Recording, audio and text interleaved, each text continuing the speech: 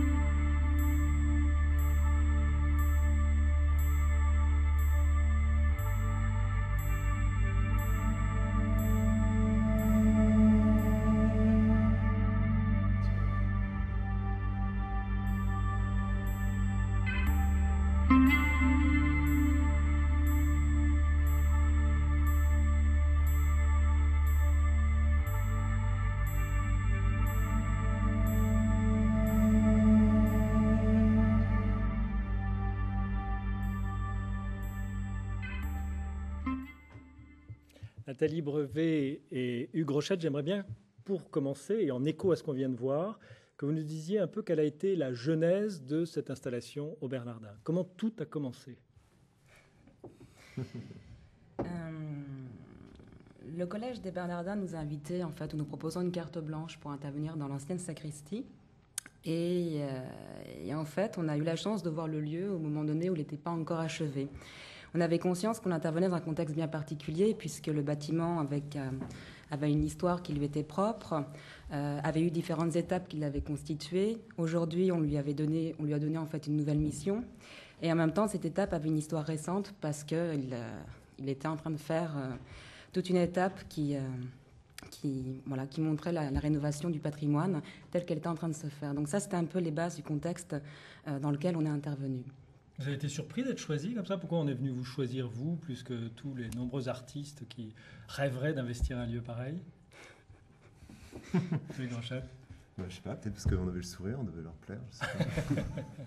Non, parce que je crois que la personne il y a une petite commission en interne, comme pour beaucoup de lieux de ce type, et une des personnes qui a pu proposer le fait qu'on puisse intervenir et faire spécifiquement une installation pour ce lieu, suivait notre travail depuis un moment. Il s'agit de Michel Brière, et je crois qu'en collaboration avec l'équipe, avec Vincent Kant et de Miti Chaudieu, ils ont fait une sorte de programmation qui partait effectivement de Parmigiani, d'un artiste, mais ça je crois que c'était plus à eux de l'exposer,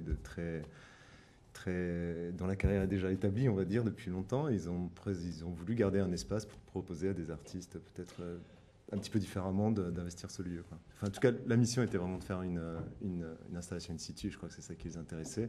Et par ailleurs, je pense qu'ils connaissaient des réalisations qu'on avait déjà faites, notamment aux églises, dont Eric pourra parler tout à l'heure. Alors, vous découvrez le lieu, vous avez suivi sa rénovation, peu importe. En tout cas, vous créez cette installation et vous l'appelez Cellula. Je crois que ce serait pas mal de commencer avec cet intitulé pour essayer de comprendre votre démarche, votre geste. Le nom de l'installation s'est fait au fur et à mesure de la rencontre, en fait, avec l'espace et au fur et à mesure de la découverte et de l'appropriation du lieu qu'on a eu. On intervenait dans un contexte qui est bien identifié, et c'est vrai que la première rencontre qu'on a eue avec le lieu, il y a eu tout un jeu entre des notions qui nous intéressaient, les jeux d'ouverture, de fermeture, et aussi le contexte présent. Et donc le mot cellule est venu assez facilement, en fait, dans le discours. Mais je pense que pour comprendre la manière dont il a fait son chemin, c'est plutôt sur la rencontre du lieu qu'il s'est tissé. Quand on a découvert le lieu la première fois et qu'on a eu donc cette proposition de la part du Collège des Bernardins, on a regardé le lieu, on est rentré dans l'ancienne sacristie et on s'est posé la question, donc, comment l'investir, comment se l'approprier, quelle lecture on peut donner et surtout quel dispositif on peut mettre en place. Et la première chose qui nous a marqué, c'est que dans l'espace, quand il est vide et qu'on découvre l'ancienne sacristie, on est sur une lecture de verticalité, on regarde le lieu de haut en bas. La deuxième chose qui nous a marqué, c'est qu'on descend des marches et on se retrouve sous le niveau de la rue. Et ça, c'est vraiment la deuxième caractéristique qui nous a marqué dans le bâtiment. D'où l'idée de surélever le sol et de fabriquer un sursol, qui pour nous était le dispositif de base qui allait nous permettre de donner à voir ce lieu différemment. Donc on crée ainsi un dialogue entre un dessous, un dessus, et entre un intérieur et un extérieur. Donc on a inversé vraiment la question du regard, et on a continué à vouloir l'inverser justement en jouant avec une structure lumineuse dont la forme n'était pas forcément établie au début, et c'est pour ça que le mot cellule vient aussi après. C'est qu'on voulait une structure lumineuse qui fonctionnait de manière inversée. On voulait qu'elle fonctionne, elle devait s'allumer en l'absence de mouvement dans l'espace, et en partant d'une exposition qui dure quand même très longtemps, puisqu'elle a débuté à la fin du mois de mai et elle s'achève au mois d'octobre, on avait aussi toute la question de temporalité d'une exposition. Donc on allait changer de saison, la durée des jours allait aussi évoluer, en gros, plus on avance dans la saison, plus les jours se réduisent. Donc on voulait vraiment faire cet appel de l'extérieur. D'où la structure lumineuse, en fait. Et la notion de cellule, donc c'est le rapport pour nous entre l'espace ouvert, l'espace fermé. Dans le contexte dans lequel on exposait, c'était la cellule monastique qui était un peu le point de départ, mais en même temps qu'on a complètement cherché à ouvrir par rapport aux différentes ambiances qu'on a voulu créer dans l'installation. Donc, lorsque l'on rentre dans l'installation, on a une ambiance qui est plutôt qui est plutôt obscur, qui est plutôt sombre, qui est plutôt très dense.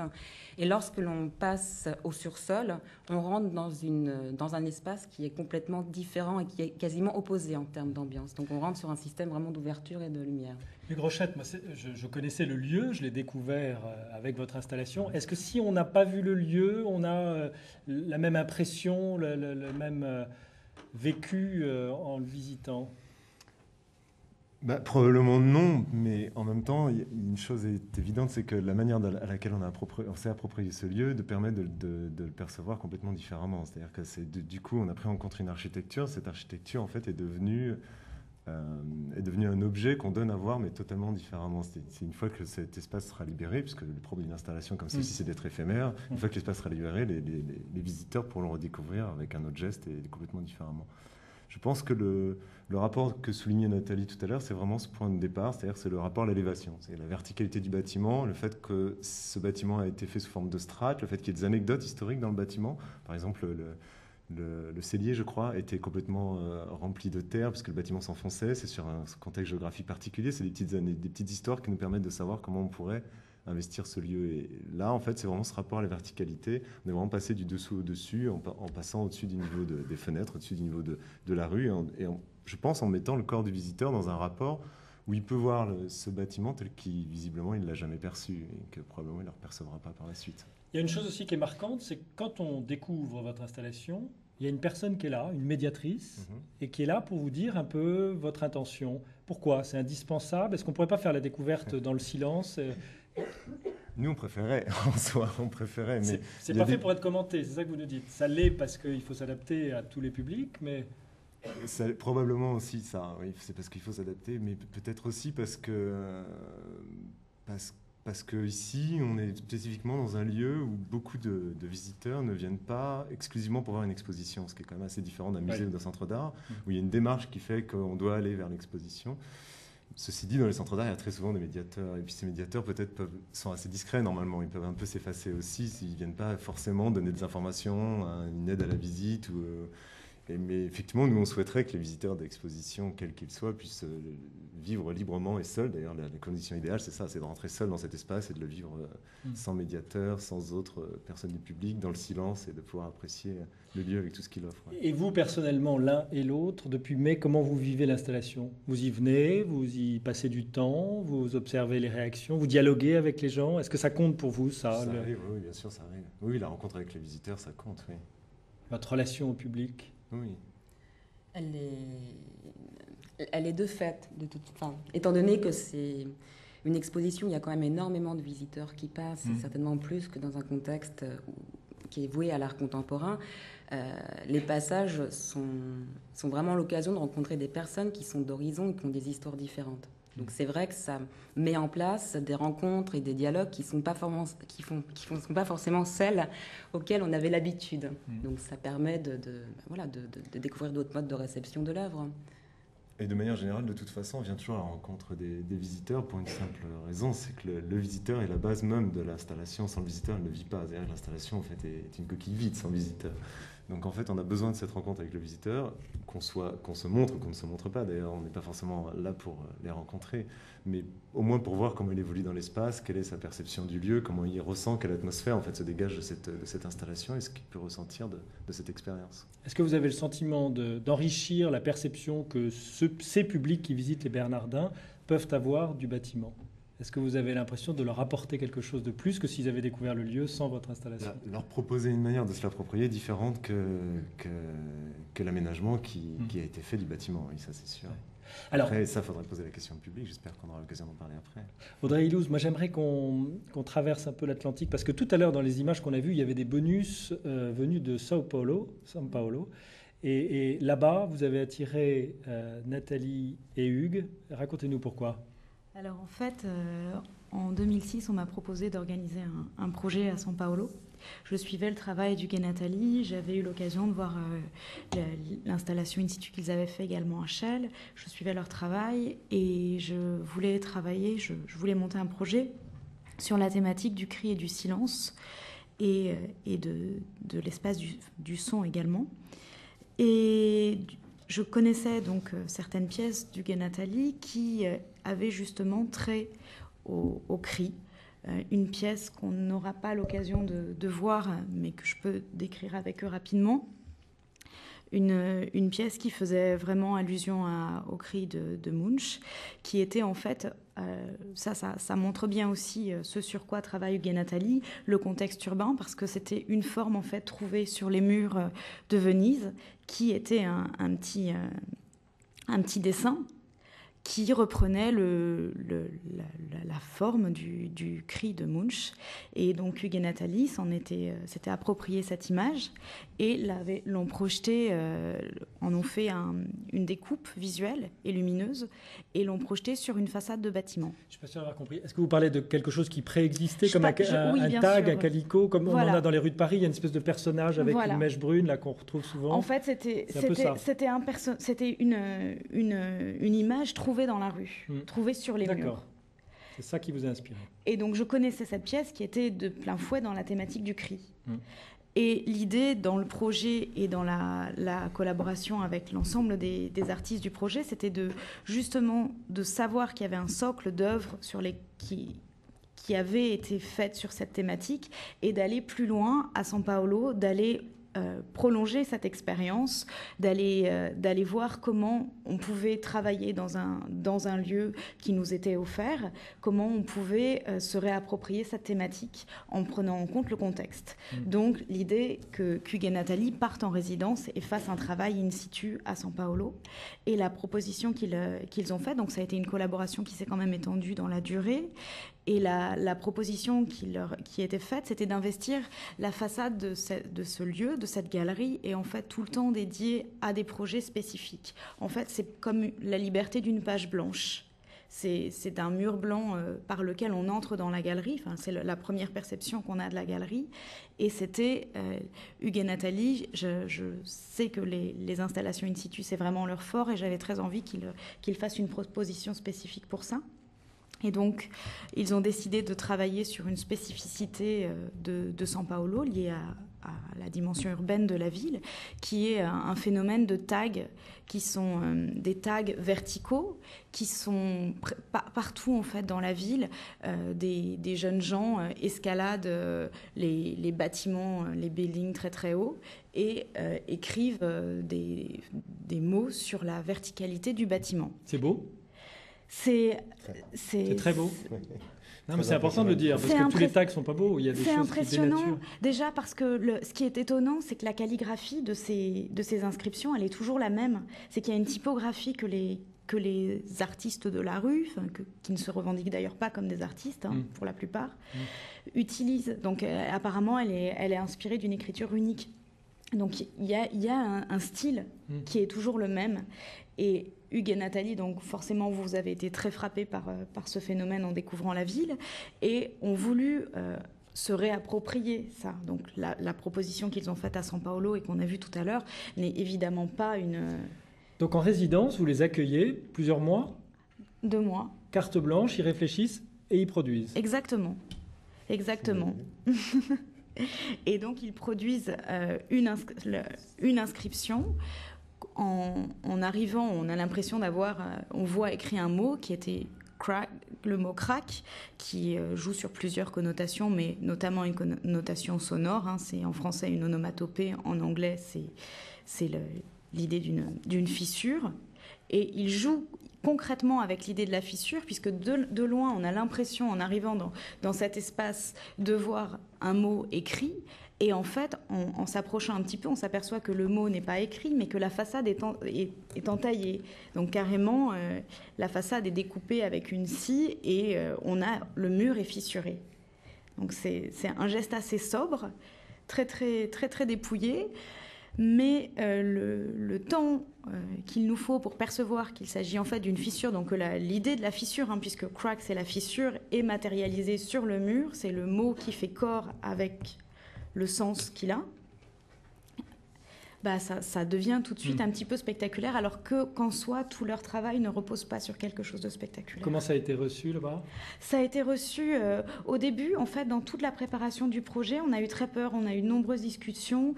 Le mot avait de nombreuses connotations, on a eu peur de polémiques, et en fait, l'installation a été très bien reçue. Bon, ça a été très bien reçu. Il y avait eu toute une polémique autour de la Biennale de São Paulo, autour de Pichadores, de ces taggers qui étaient venus investir la Biennale de manière complètement incongrue. Donc il y avait vraiment beaucoup de bruit autour de ça dans la ville, et donc on avait un peu peur que finalement qu'il y ait quelqu'un qui débarque et qui intervienne de manière totalement impromptue dans l'installation. Mais en fait, le geste a été apparemment très bien compris et très bien reçu, et la réappropriation était très juste. Et avec Cellula, maintenant, vous êtes autant dans l'admiration de ce qu'ils font? Avec Cellula, je trouve que c'est une vraie prouesse.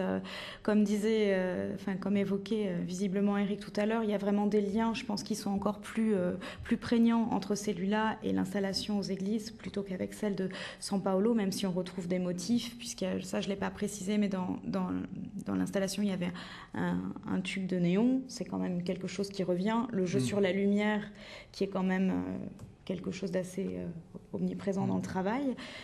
Donc ça, on le retrouve, mais je pense qu'il y a plus de jonction entre Cellula et l'installation à venir, en fait, dans les inversions, dans les... Est-ce que vous êtes en train de nous dire qu'ils sont en progrès ?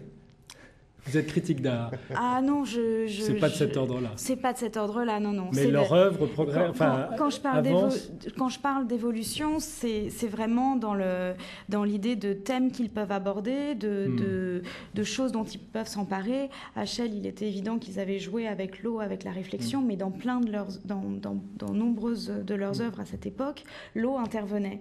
Alors justement, je pense que Éric Degout c'est le moment de nous parler de l'installation qui a eu lieu à Shell. Moi, je la trouve, j'en ai vu que les images malheureusement, mais je la trouve vraiment géniale. Travaillant sur l'eau, allez-y, décrivez. Je suis tout à fait d'accord avec ce que vient de dire Audrey. À travers sa présentation de ce qui s'est passé à Sao Paulo, ce qu'elle met aussi en évidence, c'est un langage qui est propre à Hugues et Nathalie, une simplicité. Lorsque l'on commence à connaître leurs travaux, il y a quelque chose qui est de l'ordre de la signature dans les installations ou dans les œuvres qu'ils produisent, le rapport à la lumière, le rapport à l'élévation, le rapport à la verticalité.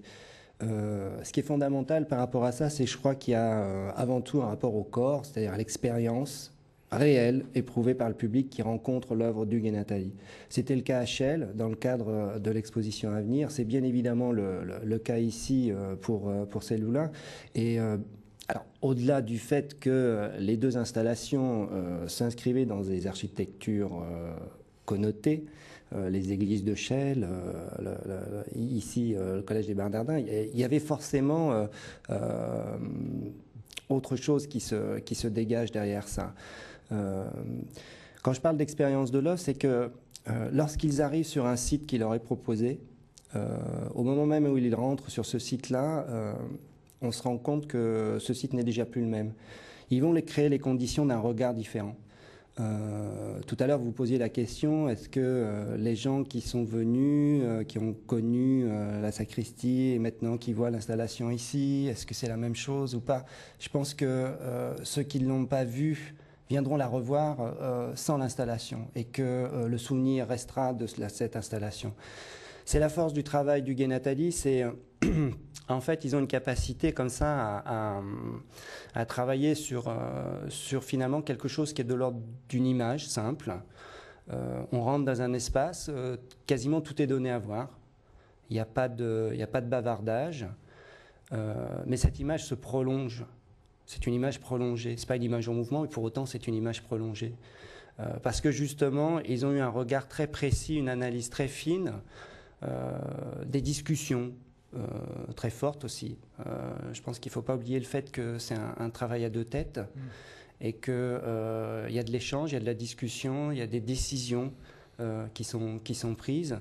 Et ça, c'est vraiment fondamental si on veut bien interpréter le travail d'Hugues et Nathalie.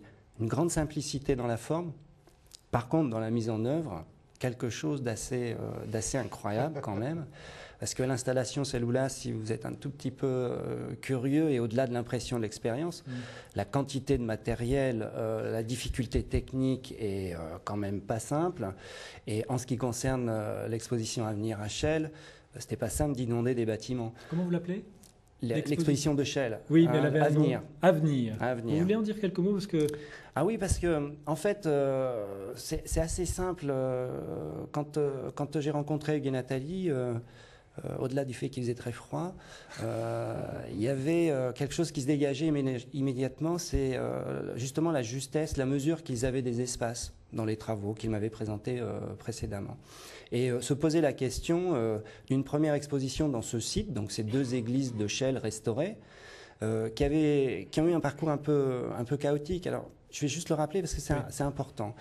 Ces 2 bâtiments sont 2 bâtiments annexes d'une ancienne abbatiale sur laquelle la ville de Chelles a construit son histoire jusqu'à la Révolution française. Et puis à la Révolution française, le domaine de l'abbatiale a été un peu éparpillé et malmené. Et ces 2 bâtiments sont tombés très vite dans le domaine public, se sont transformés en greniers à grains, en fermes, en auberges, en lieux d'habitation, jusque dans les années 1970, donc un passé relativement récent. Et leur structuration architecturale a été profondément modifiée par les usages qui se développaient dans le site. Ce qui fait que dans les années 70, on ne reconnaissait absolument pas les formes de 2 églises. On voyait simplement des habitations, pour l'une un peu plus haut du chapeau, on va dire, dans la rue, mais on ne distinguait pas ces bâtiments comme étant des lieux qui, architecturellement, étaient connotés comme relevant d'une architecture liée au culte. Et à partir des années 70, après un émoi par rapport à cette évaporation de ce patrimoine ancien, et puis un plan d'urbanisme qui a un peu rayé de la carte d'autres éléments de l'histoire. Traduction, il y a des barres d'immeubles autour. Voilà, un plan d'urbanisme des années 70, comme on peut le voir dans beaucoup de villes de banlieue. Le vieux Chelles disparaît. Il y a une prise de conscience dans les années 70. Le rapport au patrimoine a beaucoup changé ces 30 ou 40 dernières années. Et dans les années 70, cette prise de conscience amène des Chellois à finalement aller gratter du côté de ces bâtiments et à refaire ressurgir l'identité église. Et puis ce lieu est pendant 30 ans laissé à l'abandon. Il est inscrit en 74, je crois, au monument historique, classé en 84 et seulement restauré en 2000. Et la restauration, en fait, a provoqué un choc parce qu'elle a fait ressurgir une forme architecturale qui était effacée par les usages qui s'étaient passés dans le site. Et donc, je devais résoudre ce problème qui était de dire un nouveau site s'ouvre à la ville, mais renvoie une image qui ne colle pas avec l'usage qui va être celui qui a été choisi pour ce site, puisque l'idée d'un centre d'art d'un centre d'art contemporain avait été actée en son temps. Cette feuille de route, c'est pas vous qui la rédigée, c'est-à-dire que c'est les élus. C'est les élus, qui décident. C'est l'évolution de cette ville, en fait. C'est les élus, c'est pour ma part un porteur de projet qui arrive en disant ce lieu peut devenir un lieu potentiel extrêmement intéressant pour être proposé à des artistes. Et très vite, il faut une première expérimentation. Alors quand je dis très vite, Hugues et Nathalie vont sourire parce que tout ça s'est inscrit dans une durée quand même. 4 années de préparation et de réflexion avant que Avenir soit conçu dans le site. Et là, ce que je les ai rencontrés, je leur ai dit, voilà, je pense que vous êtes capable d'intervenir dans ce site qui va basculer dans son usage. Et ça, il faut le concrétiser. Et il fallait aussi jouer la carte de la prudence et de l'accompagnement du public. Vous en avez parlé tout à l'heure sous la forme du médiateur qui est présent. Les médiateurs sont certes présents dans les lieux d'exposition, mais ils ont un rôle extrêmement important aussi, c'est qu'ils connaissent les publics et ils peuvent adapter les dispositifs. Et que c'est pas forcément la personne dans la salle d'expo qui est la mieux placée pour parler d'une œuvre, mais il existe d'autres formes de la médiation et de l'accompagnement des publics. Et à Chelles, ces formes se développent et elles sont très très riches. Et donc, cette idée de basculement, Hugues et Nathalie l'ont pris quasiment au sens littéral du terme, et ils sont arrivés avec ce projet simple. On inonde les églises, on crée un pur reflet. Et puis, on invite le public à se promener sur une passerelle métallique. Donc un fond très noir. Un fond très noir. Une impression noir. de profondeur. Toujours ce même vocabulaire, les néons, la lumière, la déambulation, le déplacement, le rapport à la mesure. Le corps est fondamental pour comprendre le travail d'Hugues et Nathalie. On l'éprouve. Ils investissent des lieux de passage, des lieux où on peut se promener. On n'est pas statique. Et c'est ce qui fait le lien avec la question de l'installation, puisque c'est aussi un des enjeux de cet échange, de revenir un peu là-dessus. Et donc, ça a été absolument phénoménal ce qui s'est passé dans la mesure où le public qui venait, le public chélois, n'est pas un public sensibilisé par la question de l'art contemporain. Il n'a pas le vocabulaire, il n'a pas les connaissances. Et la première expression d'art contemporain dans ce bâtiment devait jauger de cette situation. Et Hugues et Nathalie, s'ils ont une qualité de regard porté sur les choses, ça va jusqu'à la qualité d'écoute des lieux, de leur histoire, leur parcours. Ils ont un travail d'archiviste ou d'archéologue, d'une certaine manière, qui s'opère dans leur production, et ils ont su bien mesurer ça. Et en fait, le public qui venait découvrir l'œuvre était dans une situation parfois un peu de circonspection par rapport à cette installation, mais très très vite pris au corps par les images qui étaient provoquées par l'installation. Et paradoxalement, la prise de parole, la libération de parole se faisait en sortant. Ils avaient tous besoin de parler de cette installation, de ce lieu, de cette fascination. Imaginez une charpente en bois, un reflet. Vous avez d'un côté une charpente, de l'autre vous avez la nef d'un bateau. Et vous êtes entre les deux et vous oscillez. Et ce caractère indécidable, ce caractère poétique était extrêmement... d'un très grand accès pour chacun, et les formes proposées par Hugues et Nathalie étaient là sans poids, sans perturber la visibilité et l'expérience de chacun. Je trouve que c'est très très intéressant ce que vous dites, quand vous dites que ce public de Chelles n'avait pas le vocabulaire, n'était pas initié. Vous n'avez pas employé ce mot. C'est une réalité, oui. Ouais. Mais alors, moi je me tourne vers vous. Est-ce que ça veut dire que pour entrer dans vos travaux, dans vos œuvres, il faut une forme d'initiation? On a parlé de la médiation, mais au-delà de ça, comment produisez-vous, comment créez-vous en phase avec les publics qui sont là en gestation potentiellement face à vous? Je crois que la réponse, on l'a eue juste avant, c'est-à-dire que nous, on part d'un objet, d'une architecture, donc d'un lieu spécifique, et on décide de construire un espace avec une mise en regard, tel qu'on souhaite le donner à voir. Et cette manière de donner à voir, en fait, va imposer le déplacement du visiteur dans cet espace. À partir de là, je pense que les clés de lecture de notre geste, j'ai envie de dire, sont forcément données à tout public en soi, puisqu'il s'agit d'apprécier un lieu par son déplacement dans l'espace. Et effectivement, une fois qu'on pénètre, dans le cas de celui-là par exemple, qu'on pénètre sous un échafaudage, dans un espace sombre, qu'on monte vers la lumière, je pense qu'il n'y a pas forcément besoin de médiation pour ça. Après, effectivement, il y a beaucoup d'autres petites choses qui sont des jeux de construction, qui se basent sur des anecdotes historiques qui font le lieu et qui vont nous amuser, à nous aider en tout cas, nous amuser aussi d'ailleurs, mais à construire par exemple la forme de l'objet lumineux. C'est-à-dire que ce signal qui s'allume quand on est en phase de contemplation, il fallait lui donner une forme. Lui donner une forme, ça part du fait que on a voulu débarrasser les voûtes d'une structure qui a été mise en place au niveau de l'aménagement. Au niveau de l'aménagement, des lustres ont été accrochés. On dépose ces lustres. On s'aperçoit qu'en libérant ces lustres, on se retrouve avec 18 câbles. 18 câbles nous ramènent au fait qu'on va faire une structure du coup posée au sol, donc inversée au fait que ça vienne du plafond, avec 18 fluos. Ces 18 fluos nous ramènent au fait qu'on va leur donner une forme de cellule ou des membranes d'une cellule. Ça nous ramène au titre de l'exposition. 18 est aussi le point de localisation du bâtiment. Ça, c'est des petites choses qui viennent de nourrir comme ça. Parce que c'était une caserne de pompiers. Oui, aussi, oui. Ça, c'est des petites choses qui viennent nourrir comme ça le projet. Mais en fait, en soi, je pense que l'appréhension d'un visiteur qui rentre dans cet espace, le sentiment, le ressenti physique, est vraiment donné à tout public. Oui. Je ne crois pas que... peut-être par la suite, en fait, c'est des choses qu'on sait dans une forme de vocabulaire quand on a l'habitude d'aller à la rencontre de certains types d'expressions artistiques et qu'on peut plus facilement décoder. Mais je ne pense pas que nos installations soient fermées à une forme qui que ce soit d'ailleurs. Je pense que c'est vraiment une ouverture, au contraire. Nathalie Brevet? Oui, pardon. Juste en réaction à ce que vient de dire Hugues, quand il explique comment ils ont investi les espaces, etc., et en lien avec votre question, je crois que le travail d'Hugues et Nathalie est extrêmement documenté, mais sur des axes très différents. C'est un travail qui s'inscrit en effet parfaitement dans l'histoire de l'art, et dans l'histoire de l'art contemporain. Les outils, les médiums qu'ils utilisent, pour toute personne qui est impliquée ou qui a une connaissance de ce domaine, c'est pas insignifiant. C'est déjà des choix, c'est déjà un héritage assumé, revendiqué, etc. Mais pour autant, la vie, c'est pas que ça, c'est pas que cette petite sphère. Ils ont d'autres centres d'intérêt. Et le jeu du 18 qui devient 18, qui devient 18, qui devient 18, montre qu'ils ont une capacité de passer sur des registres de savoir très très différents et que c'est ce qui crée les conditions d'accessibilité de leur travail. C'est-à-dire que le travail du Guy Nathalie va parler à un historien de l'art ou un artiste contemporain, mais il va parler à n'importe qui, passager de leur œuvre, parce qu'il y a ce rapport à l'expérience qui est là, simple et sans ostentation. Donc c'est plutôt grande qualité de leur part.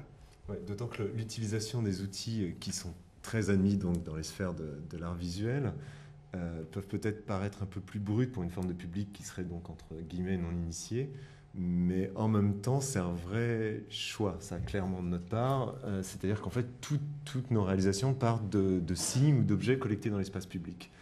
Donc, quand on va faire entrer un tube fluo ou une forme en néon ou une structure d'échafaudage dans un lieu d'exposition, c'est parce que ça vient de la rue, en fait. Ça vient vraiment de l'espace public. C'est-à-dire qu'en fait, on s'approprie une structure, un objet qui est déjà existant dans le quotidien des gens. On le remotive en fait en soi dans un espace d'exposition. On s'en sert pour donner à voir ce lieu différemment.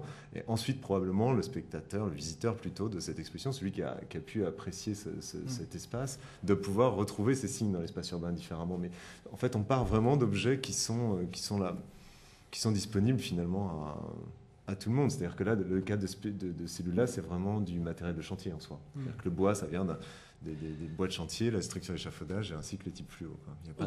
Il y a quand même une question que je voudrais vous poser, c'est d'où viennent ces installations dans le paysage artistique et quel est le volume, enfin quelle est la part que ça prend aujourd'hui? Est-ce que ça se développe? Alors là, je pense que c'est un panorama très très large qu'il faudrait faire, mais je pense qu'en tout cas, si on doit le resserrer aujourd'hui, ce qui est intéressant, c'est de savoir que c'est une forme aujourd'hui admise et par tous les spécialistes, et c'est quelque chose qui remonte surtout aux années 70. Vous évoquiez Christo, vous évoquiez Daniel Buren, et il y a eu deux mouvements très très forts, le land art dans les années 70, notamment aux États-Unis avec des gens comme Robert Smithson. Il y a eu des artistes de l'arte povera. Vous avez eu quelqu'un ici comme Parmigiani qui a flirté un petit peu avec ce mouvement. Des artistes de ces années-là qui ont déboussolé déjà tout ça. Je pense à un artiste comme Yanis Kounelis dans les années 60, enfin à la fin des années 60, qui a emmené une écurie dans une galerie, une écurie de chevaux. De chevaux. Donc il y avait, je crois, 12 chevaux. Avec aussi, c'est d'ailleurs intéressant parce qu'il y avait aussi une symbolique avec le nombre 12. Mais l'idée, c'était de transformer, ça c'est un geste des années 70 qu'on va retrouver dans tous les manuels d'histoire de l'art, contemporain en tout cas, mais qui consistait à transformer la galerie en lieu de vie, de jouer bien sûr sur l'opposition nature-culture, et c'est d'ailleurs intéressant tout ce qui va avoir trait dans ces mouvements-là avec l'organique, parce que je pense que le fait de jouer avec un matériau précaire comme le bois, le précaire et l'organique, c'était déjà des choses qui étaient très très présentes dans les années 70 dans l'installation, et on retrouve chez de plus jeunes artistes quelques années plus tard, comme vous en tout cas, certains traits de ce vocabulaire-là, mais avec une réappropriation par l'urbain. Et c'est ça qui donne aussi sa force, c'est ce que vous disiez par rapport à l'échafaudage, par rapport à des choses qu'on trouve dans la rue. Le graffiti, les panneaux publicitaires, voilà. Les enseignes lumineuses, etc. Il y a un mot qui a été employé tout à l'heure, c'est installation in situ. Alors, comme on fait un petit peu un focus arrière pour comprendre un peu ce qui se passe là sous nos yeux, in situ, on comprend. Ça veut dire qu'il y a d'autres catégories d'installation. Est-ce que ça veut nécessairement dire qu'elle est éphémère? Est-ce que la dimension de sa pérennité est aussi un critère? Pas forcément, non. Pas forcément. Je crois que l'installation, il faut considérer que c'est un outil comme le pinceau ou la photographie ou le cinéma. Oui. Elle est venue s'ajouter à une panoplie d'outils qui avait déjà été bigrement secoué, déboussolé, tu disais tout à l'heure, par les avant-gardes. Ce qui s'est passé à ce moment-là, c'est qu'il y a la volonté de montrer que on passe d'un registre qui était peut-être, dans le cadre de l'académisme, celui de la reconnaissance. C'est-à-dire que le spectateur venait dans un musée où était face à une toile, il reconnaissait un tableau. Parce qu'il y avait un code, il y avait un cadre, une image, un titre, un cartel, etc., des dimensions, des caractéristiques, donc il était face à un tableau. Dans les années 70, il va se retrouver face à des tableaux, mais il n'y a plus de cadre, il n'y a plus de cartel, il n'y a plus d'image, il n'y a plus de peinture, il y a du feutre ou autre chose. Et Et ça montre que ce système de reconnaissance a basculé vers quelque chose qui est de l'ordre de l'expérience de l'œuvre. Ce qui caractérise l'après-guerre, et peut-être, alors c'est très schématisé ce que je dis, et puis on n'a que 52 minutes, et encore elles sont bien entamées pour refaire un discours sur l'installation et son apparition dans l'histoire de l'art. Mais donc soyez indulgents avec ce que je vais dire. L'installation, elle apparaît aussi comme étant une forme conçue pour permettre au mieux ce rapport à l'expérience. C'est-à-dire qu'on n'est plus face à une sculpture, on va tourner autour, on sait où elle se situe parce qu'elle a un socle. On est face à quelque chose qui est éclaté. On est face à quelque chose qui nous appelle à recombiner les éléments, à tenter une interprétation. On tente une expérience, on tente une interprétation. Et donc on est bien dans le registre d'une connaissance qui émerge et pas d'une reconnaissance. Et ça, c'est vraiment, je crois, fondamental de souligner ce point-là, parce que c'est de là que naissent les vocabulaires d'aujourd'hui, et pas simplement au niveau de l'art contemporain. Le rapport maintenant que l'on a, par exemple, à l'information, ne se satisfait plus d'un seul support qui est le journal. On va aller chercher ailleurs de l'information, parce que l'information en elle-même a éclaté les limites qui étaient celles dans lesquelles on l'a trouvé à une certaine époque. Mais vous, à Chelles, dans vos églises, vous n'allez pas vous sentir un peu à l'étroit au bout d'un moment? Parce qu'on sent que vous avez tellement besoin avec les installations de visiter des lieux nouveaux, de vous déplacer au fond. Est-ce qu'on peut continuer sur ce mode-là? Enfin, vous ne faites peut-être pas que des installations. Alors, le principe du Centre d'art de Chelles, c'est de créer les conditions d'une émergence d'une œuvre spécifique pour le site à chaque fois. Donc on est systématiquement dans le rapport à l'in situ. Mais l'in situ, c'est encore une fois, c'est de l'ordre de l'interprétation par rapport aux artistes. Certains vont s'y impliquer d'une manière, d'autres d'une autre. C'est ce qui montre la richesse aussi même du principe. Donc on est constamment dans ce rapport à l'in situ, et c'est pour ça que le choix d'Hugues et Nathalie était extrêmement important, parce que justement ils ouvraient la perspective sur quel type d'usage allait se développer dans ce site. Donc on l'est constamment, on a des œuvres qui ont été réalisées tout au long de cette première saison, puisque ce centre d'art s'est ouvert en septembre 2008. Des artistes comme Angela Detanico, Raphaël Lin, Raphaël Zarka, Raphaël Griset, Marie Legros, prochainement Katinga Bock, ou des gens comme Élise Laurenti, etc. À chaque fois, c'est la possibilité pour eux d'investir le site, et ça fait partie un peu du cahier des charges, en tout cas, sur lesquels ils sont invités à venir à Chelles. Donc ça montre bien une autre manière, juste pour terminer, le caractère permanent de l'installation in situ. C'est qu'elle est toujours d'actualité, et je pense qu'elle le sera longtemps. Elle se renouvelle. Nathalie Brevet, je vais faire le personnage que vous n'avez pas envie de rencontrer, mais qui peut-être un jour est là, dans l'ancienne sacristie. C'est le personnage qui ne comprend rien. C'est le personnage qui est vraiment déboussolé. Il a envie de dire des choses même pas très agréables sur ce qu'il voit, parce qu'il aimait assez ce bâtiment. Puis tout à coup, on l'a déformé. Il y a des tubes, il y a des faux planchers, des néons. Qu'est-ce que vous avez envie de lui dire pour qu'il perçoive quelque chose de votre travail? Je ne dis pas qu'il en tombe amoureux, mais au moins qu'il fasse un pas vers ce que vous faites. Je pense que la situation s'est déjà trouvée, en fait. Donc, j'ai déjà rencontré un personnage comme vous dans l'exposition.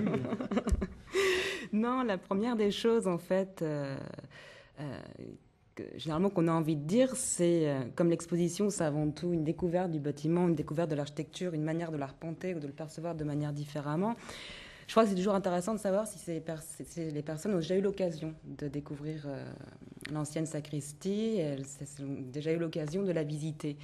Et la réponse peut être oui, et la réponse peut être non. Et qu'elle soit l'une ou qu'elle soit l'autre, du coup, on peut lui demander d'imaginer sans l'installation ou d'imaginer après, en fait. Et en même temps, je pense que la première chose aussi qui est dite dans ce cas-là, c'est qu'on comprend que le rapport aux expositions n'est pas forcément très commun. Donc c'est aussi de faire part du fait que c'est pas forcément une installation classique au sens du terme, et que c'est plutôt une expérience de parcours dans l'espace et de perception du bâtiment. Donc qu'on est à la fois dans un espace obscur, très dense au niveau des tubes, qu'on passe aussi à un étage où on est complètement sur un rapport complètement différent, qu'on a accès à ce on a accès à l'extérieur, on peut voir de la rue, on peut voir aussi les détails du bâtiment, et en même temps, quand on prend le temps de regarder, à ce moment-là, la lumière s'allume. Donc il y a aussi le rapport à prendre le temps de découvrir un espace. Et c'est souvent, pas ce qui fait défaut, mais c'est souvent ce qui peut heurter ou limiter l'accès à cette exposition. C'est qu'il faut prendre aussi le temps de le faire. Hugues Rochette, vous êtes assez jeune, on va dire, même très jeune, mais enfin en même temps plus qu'émergent, reconnu dans votre art. Vous avez envie de continuer? Vous avez envie d'être l'homme des installations? J'ai envie. Oui, clairement oui. Tant qu'on m'offrira la possibilité d'investir des lieux, je continuerai à le faire et on continuera à le faire puisque toutes nos réalisations sont co-signées avec Nathalie. Mais je voulais juste rajouter par rapport à ce qui a été dit juste avant, c'est que de toute façon ce rapport aux visiteurs, la réticence qu'il pourrait y avoir par rapport à un lieu, c'est vraiment la notion d'expérience que soulignait Eric tout à l'heure et aussi Audrey qui est très importante. C'est-à-dire qu'en fait, en soi, on est dans un espace où on nous invite à venir questionner cet espace et nous, on propose quelque chose et ce dialogue, il est peut-être possible avec un visiteur. Évidemment, il ne sera pas forcément possible avec tout le monde. Des gens vont quitter ce lieu, vont continuer à réfléchir à cette installation, ou se souviendront, comme disait Eric tout à l'heure, de cet espace avec cette installation quand ils reviendront dedans. C'est-à-dire quand ils seront à nouveau 4,50 m plus bas, avec de nouveau des lustres accrochés, pas du tout le même rapport à la lumière, etc. Et je pense que c'est plutôt ça l'expérience d'avoir envie de... J'avais dit une fois en discutant avec Nathalie d'avoir envie de respirer le bâtiment, c'est-à-dire dans un contexte où visiblement on nous empêche quand même de respirer sur beaucoup de choses. Là, on ouvre un espace et on donne à voir, on donne à percevoir et on peut vraiment prendre le temps de vivre une expérience. Si les gens ne veulent pas vivre cette expérience, ils peuvent très bien se fermer à cette expérience. Mais je pense que c'est toujours intéressant de se retrouver dans un lieu, d'être confronté à un geste, d'avoir la curiosité d'aller découvrir le pourquoi de ce geste. Et puis après, de toute façon, ce lieu sera libéré pour une autre expérience. Alors, il sera libéré en octobre, mais j'imagine que vous avez déjà une idée sur la suite de votre production. Alors, juste comme ça, vous allez où? Vous savez ce qui vient derrière? La prochaine, c'est sur un bâtiment qui s'appelle le Point éphémère à Paris et qui aura lieu pendant les foires, pendant la FIAC et SLIC, fin octobre. Toute fin octobre, j'ai oublié la date. Audrey Ilouz, on a vraiment le sentiment, en écoutant ce débat, qu'il n'y a pas de débat sur le fait de savoir si c'est une œuvre d'art, l'installation, mais quand même, est-ce qu'il n'y a pas quand même là, derrière ces réalités qui se donnent à voir, des pour et des contre?